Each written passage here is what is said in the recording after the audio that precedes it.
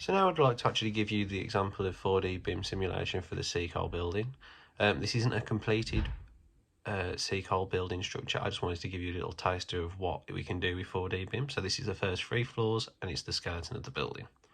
So as you can see in the top left hand side of the screen, you can see the timescale.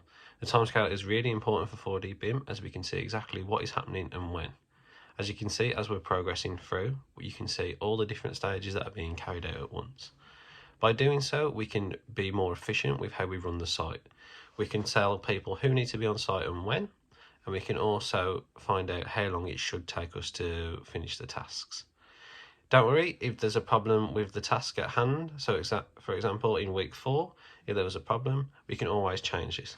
We can always move the timescale a bit further back if we need to, if there's been a problem on site, so that we are not running behind and we will still be on schedule. By doing so, we are stopping people from having to clashing with each other. This is the clash detection again. And we are stopping minimal delays and almost halting the construction altogether.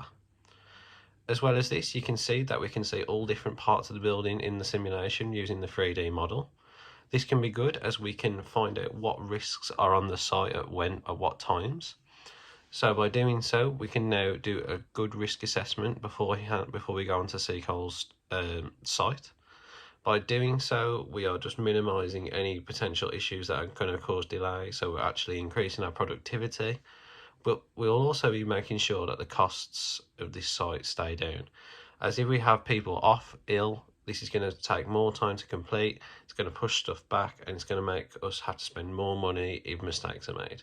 So by identifying these mistakes early, we make sure that we are the most efficient as we can be. Finally, I'd just like to say how much easier it is to use a 3D simulation rather than looking at a 2D plan. So with a 2D plan, you might look at it on paper and you might think that you can see that everything is fine, but then when you actually get to the construction site, you realise that there is a mistake and there is a problem.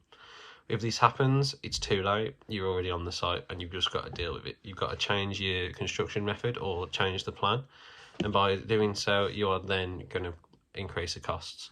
As with 4D BIM, we can ensure that before we even get onto the site, all risks, all problems with the site are already found. Hopefully this will make it so we don't have any issues on the site, but it also helps with decision making on the site.